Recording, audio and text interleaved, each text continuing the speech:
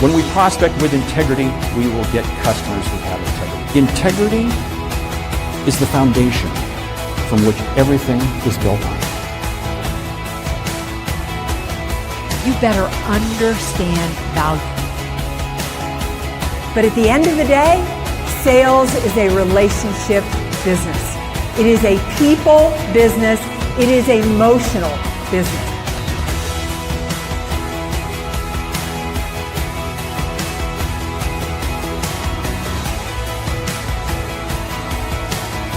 This is Sales Logic.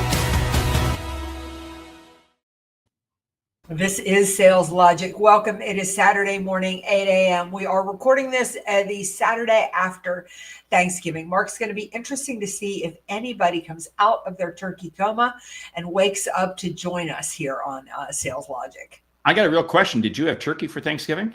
Oh, no, I did not. Rob did. I had a big plate of vegetables. I was so happy. There you go. There you go. See, even Mayor sticks to her diet on Thanksgiving. I had plenty of turkey. I had plenty of ham, plenty of pumpkin pie. Anyway, hey, let's get into the show. The topic for today, AI. It is not coming for your sales job, but it is coming for your sales process. Hey, we're going to dive deep into that. We got a great book and we got a lightning round because it's Thanksgiving week. Top 10 things you are grateful for in sales.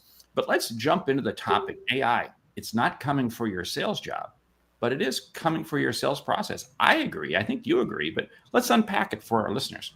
Yeah, I love this. I just love this topic because I think as salespeople, all the reports that are coming out with the amount of jobs that are being lost due to AI, I think everybody's like a little fearful and a little bit heightened. But if you are in the sales space, I think you're safe if you integrate AI into your sales world. Because the things that we do as salespeople, the way we listen, the way we tune in, the way that we connect, and the way we critically think through our customers' problems and challenges, I think that's actually the need for that is going to increase. But you're going to have to get more effective and more efficient. I think the demands on us are going to become higher because of what AI can do with our sales process. Well, AI can do so much for your sales process because, we got to get beyond just having AI integrate with our CRM system and covering things like that. But it can create a whole dossier of any prospect, any lead. Yesterday, you and I were talking with our good friend, Sam Richter, who is an AI expert. And he was sharing some insights and things as to what he's doing. I know Terry Brock is on the call. He's an AI expert. We've got a number of them. But it's how you integrate it into helping you, not control your sales process, but help you do your sales process. That's what's key. So if I can use AI to help gather information that's going to make me smarter, make me more effective, and make me connect with my customer better, faster, why would I not use AI? But AI is not going to control my thought process. And that's what's, I think, key. Use AI to give us the information, but our brain is what activates what we have. Yeah, I'm really curious what Terry and Gina have to say today, because you want to talk about true experts in the world of AI. And I'm a little bit amazed at this day and age, the number of salespeople that are not integrating AI, that are not starting to use it. And even if you don't have a lot of experience, even if you're tech challenged, you should be playing around with it. Terry says AI provides us with amazing tools for the sales process. I particularly love the ability to track sentiment analysis, what our audience is really looking for and what is bothering them now. AI is fabulous for finding that. See, that is so key because now I'm using AI the right way. If I'm using AI to automate my LinkedIn posts, hey, note to people, AI is punishing you if you're doing that. I'm using AI to write my emails and so forth. Come on, we got to get way past that. That was first grade. You might as well go back to AOL dial-up if that's what you're going to be using it for. But go back to what Terry was talking about, using it to measure sentiment. How do you do that? Because it's able to look at so many different pieces of information across the web. And what does that do? It allows you, the salesperson, to get a better handle as to what is the customer's footprint. Yeah, I love what Natalie is saying here. She said AI is only as good as the human directing it. It's an instruct. I can't even pronounce that word. Tool, but cannot replace your personal touch. You got me this morning, Natalie. I could agree with that. This morning I was working on a marketing piece that I always send out at the beginning of the year. It's my New Year's piece, and I wrote the whole thing, and I put it into chat, and I asked it to clean it up according to my customized chat, and I didn't like what it did at all, and I went back and completely rewrote it. It had a couple of good ideas, but it didn't really sound like me. So I think that's really good. I mean, it's a great, I feel like it's almost like a great conversation tool to get you going with ideas and things, but you still need to create the work. That's key, what you just said. It doesn't control your sales process. That is so key because, again, it's a contributor of information. And, a lot of people say, use your AI agent as if it was an intern. Well, great. Okay, it can go out and do a lot of work for you, but you got to train your intern. You really do have to train it. Jack Hubbard jumps in. AI creates efficiency. I know bankers who have taken call planning from hours to minutes using a unique AI tool. Exactly. What does that allow them to do? It allows them to be in front of the customer more. And I think AI done right increases your CFT, your customer facing time. And think about that now. If I can increase the amount of time I spend in front of customers, whoa, I am dramatically going to undoubtedly increase my sales performance. And now not only do I increase my time, but I increase the quality of my time because I have better information. But again, I've got to activate it. Yeah, I mean, I just put my top 100 in there for 2026, the top 100 prospects I want to focus on.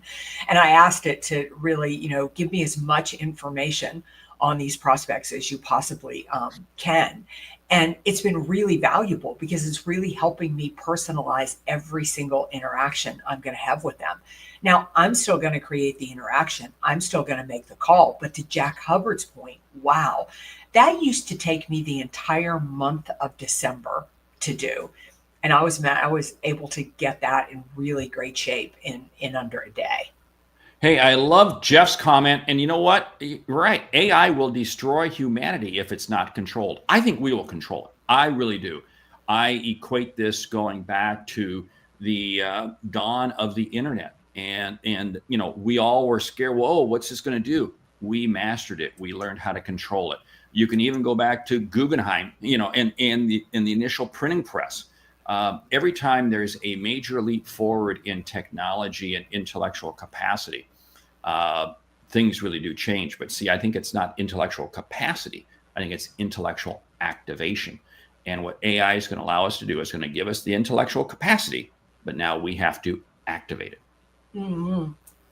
Gina is saying here, voice AI is great for practicing a sales conversation, including handling objections. What I love what you're saying here, Gina, is the other day I lost a deal. And I put I had recorded our sales conversations. We'd done everything on Zoom and I lost it to a competitor. And AI and I had a conversation about why I lost it and what I could have done better. I used to have to call somebody like Mark or something to have that conversation. But now I can have it with AI quickly and gave me some really good insights into some things I can be doing differently. See, that right there is the big takeaway from this episode. It is your sales coach. If you think about it, coaching. Managers sit there and say, I don't have time to coach my people. I don't have time to coach your people. Okay, now I'm not giving you an excuse not to do it. But your people can now do it with the benefit of whether it be chat, whether it be Gemini, whether it be whatever. But there's plenty of ways out there that you can literally create an online coaching piece for you.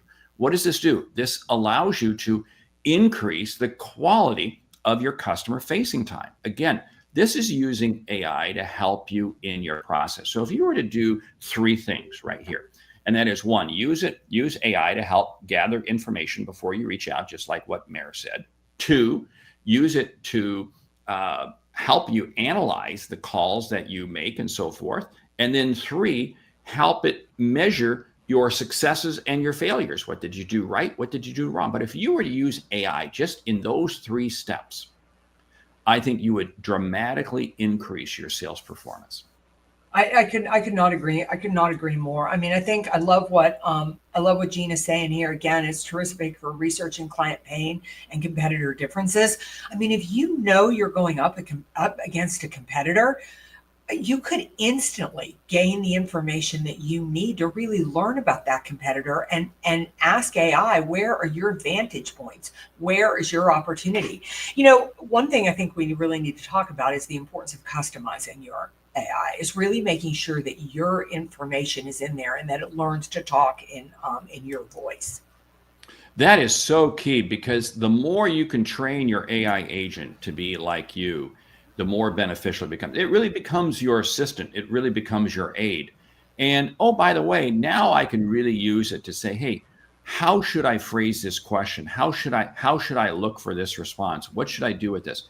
And I can really begin posing things. What I love using my agent for is give me different options. It'll say, hey, would you like me to give it to you as a 1-page bullet point? Great, do it.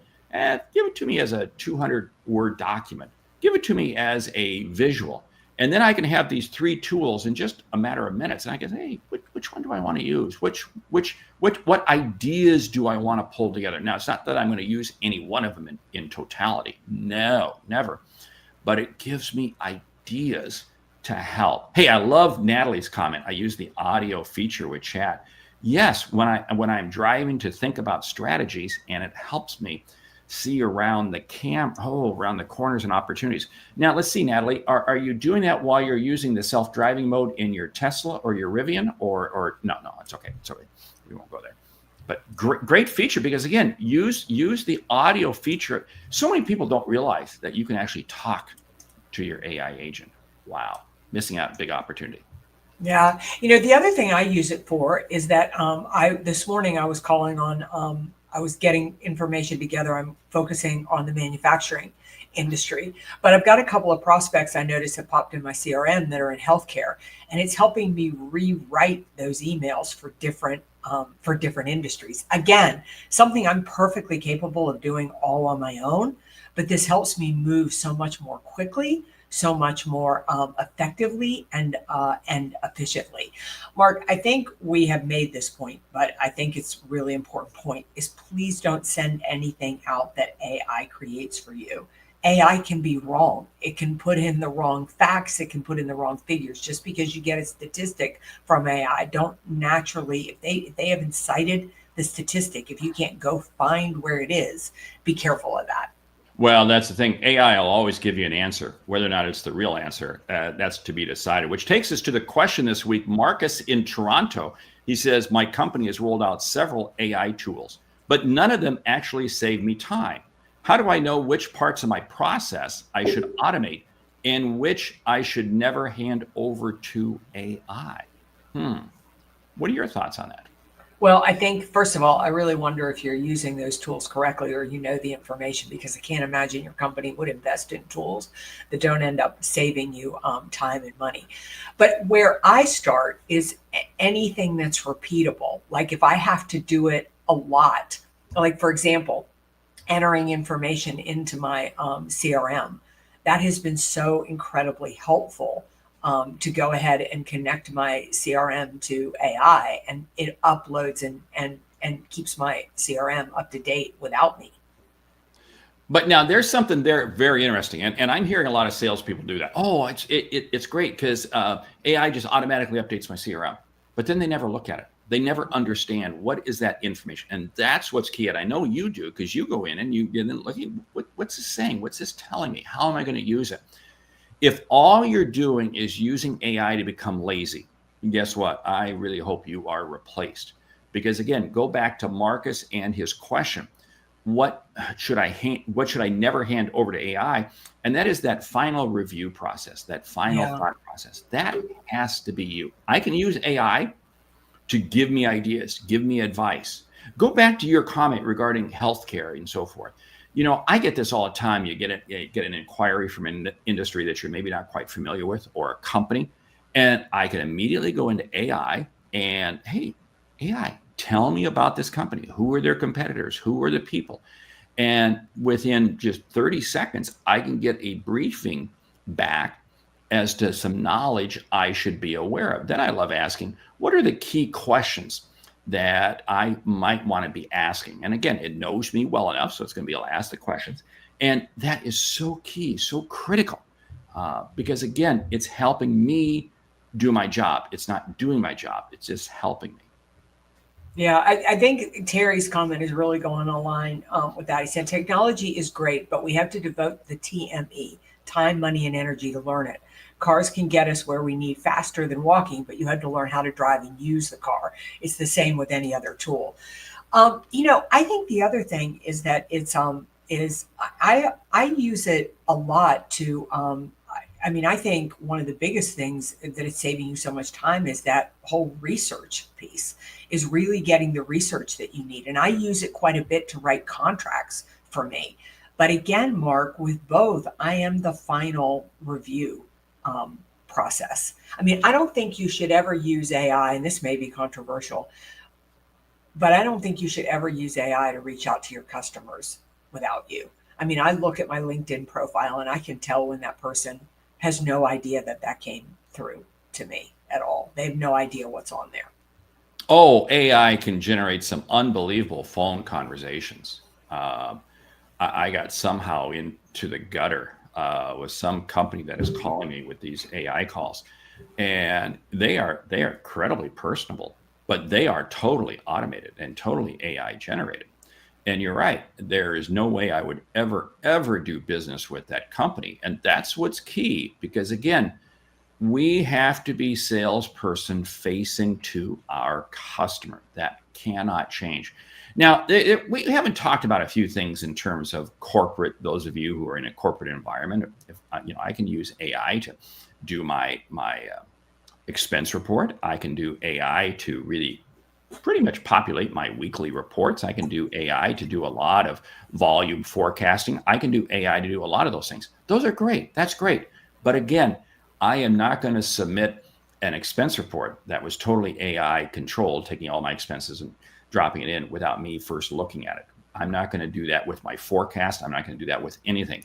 I still got to put some eyeballs on it and my intellect to really determine as to whether or not, is it saying what I want it to say? Yeah. And I think the biggest thing, Marcus, is you never, ever let go of anything that is customer facing. That's your job. But I'll give you an example. I ran my top 100 through my top 9 criteria. I have top 9 criteria for my ideal customer profile. And I ran my top 100 through there. And it explained to me why these people are a good or not a good fit and not a good prospect. How incredibly valuable. I would have had to go through a year's worth of sales calls to figure most of that out. Oh, that's so key. And there's a couple things that we want to think about when it comes to AI. There's macro and micro. There's micro in terms of I want to get information regarding Meridith. I'm going to make a call on Meridith, Elliott, Powell, and I'm going to use AI to help get it. But there's also macro information. There's macro information that I want to understand what's going on in this industry, what's going on. And you got to be careful with both sides, because the micro, I got to make sure that is it really gathering information about the right Meridith, Elliott, Powell, because undoubtedly there's a number of them out there. And then 2, if it's macro, is it really getting enough statistically viable? I remember years ago when I was in corporate America, we had a forecasting tool that would do all the forecasting for us, right down to the SKU in terms of what we needed from production standpoint. And it was great. But the problem was many times it didn't have enough statistically viable data with which to make a decision. Oh, it came up with a decision. Big time wrong. So you got to be careful whether it's macro or micro. Be careful when you're using AI. Yeah, I love what Terry's saying here. Just in the past few days, we've seen new releases of Google's Gemini, Nano Banana Pro, and Notebook LM take a giant leap forward for creating content to solve customer problems like never before. AI empowers us with tools to help clients more than ever. It does. It is making you, making you more effective and you more efficient. What's fascinating is as soon as one of those LLMs come out with an update, it's amazing how within 3 days later, the next one comes out. They all come in waves. Natalie is jumping in that she agrees with Terry Brock. You're right. Gemini is the next level for presentations now and the ability. And if you're not familiar with Gemini, if you're going into Google, that stuff that appears up at the top, that's coming to you by way of Gemini. Yeah. Yeah. You're using AI, whether you realize you are using AI or not. Mark, my biggest takeaway from today's episode is that literally, I would say to Marcus, pick one or two tasks, one or two things that you want to start using AI for. This reminds me of years ago when social media came out. I was listening to a presentation and somebody from the audience asked the presenter, "Isn't social media a waste of time?" And the presenter said, "Absolutely, it's a complete waste of your time. But if you don't get on board now, when it becomes mainstream, you're going to be so far behind, you will never catch up." You think about that. That presentation I went to was in 2008, and I've never, ever forgotten it. And I think it's the same with, I know it's the same with AI. You need to get on board right now. Yeah, with that, hey, let's go to the book. The book this week is the AI First Sales Rep by Tony Hughes. I love it because it doesn't paint a dark picture, but it really paints a picture of how you can be AI first as a sales rep. I don't know if you got some thoughts on it. Yeah, my thought was, what I love about it is it basically says the world is moving at rapid speed. You better get on the train or you're going to be left behind. The only way that AI will replace you is if you decide that you want AI to replace you. Yeah. Hey, got to get in here with Andy's comment. How is AI connected to integrity? Someone else is doing the work. It isn't, but this is where you have to put the final eyeballs and the final thoughts on it. I don't think it replaces integrity. It doesn't create integrity. It just helps you do your job better. So very much agree with that. I want to comment on that, Andy, is that, first of all, I mean, I have an assistant. I have a team of 4 people that do work for me. And I look at the work before it goes out, but they do it all the time. And so to me, AI is just another assistant on my team. I love it. Jasmine jumps in. You're right. Notebook LLM for listening to research. There's so many tools out there that we can benefit from. Love this, love this conversation. Hey, it's Thanksgiving week. We got to jump into the lightning round. It's top 10 things you are grateful for in sales. Go. I love the fact that you get paid to learn about people. I think that's fascinating. That's what sales is about. I love it. Grateful that we get to interact with so many different people. This is a people business. It's not a product. It's not a process. It's people. Love the company. I love the fact that you control your income. How much you make, 100% up to you. I love the fact that we live and die by exactly what it is that we do. You're right. And it's a no excuse business when you do it right. I love the high of sales. I got to tell you, nothing feels better than getting that win. Can I tell you that I love the hunt? You're right. It's all in the hunt. It's like, God, I delivered. Oh my God, I just want to go out and hunt something. Yeah. I think rejection, I don't love rejection, but I'm thankful for it. It's made me tougher. It's made me realize that things aren't about me, and it's built the resilience in me. I love the fact that it's opened up more doors, more vistas, more things. I am so much more well-versed today being in sales than I ever would have been if I was in a corporate role. Yeah. I love the fact that every day is brand new. Like maybe I had a bad day yesterday. I get to get up. It reminds me of the back nine on a golf course. I get to start all over. And number 10, I'm grateful for Sales Logic and the ability to hang out with you, Meridith, Elliott, Powell. It's amazing. We've been doing this for 5+ years. We still keep doing this. I don't know why, but no, we actually do love it. We do love it. We love the interaction. We love the opportunities to be able to serve so many people. I don't know. You probably want to share a little thankful comment on that too. Oh yeah. I am grateful for this audience. That's one of the biggest things that I am thankful for. You guys have been with us, stayed with us, supported us, voted for us. And it's really my favorite thing about Sales Logic is you, the audience. I love how much you engage, and I love how much you share your ideas, which is another thing I love about sales. That people think of it as a competitive sport, but I think it is more of a collaborative sport. We all help each other learn the skills we need to get more effective. It is, without a doubt. Sales is not a solo activity. It's a team sport. We all learn from each other. Hey, with that, we want to say thank you for listening to Sales Logic this week. If you like what you hear, subscribe, rate, and review the show on your favorite podcast app. Something we've said has earned you a $1.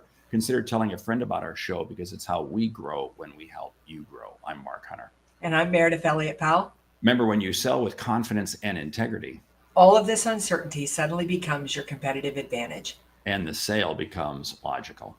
All right, just a couple of things before we head out for the day. Number one, always remember, you got a question, you've got a topic you want us to cover, reach out to Mark, reach out to me, reach out to Sales Logic Podcast. We'll cover you right here on the show every week. Have an SKO coming up in 2026, sales kickoff. Mark and I would love to be a part of it, or even both of us. And last but not least, join us right back here next week for another episode of Sales Logic. We'll see you 8 a.m. Eastern, Saturday morning. Have a great week. Bye.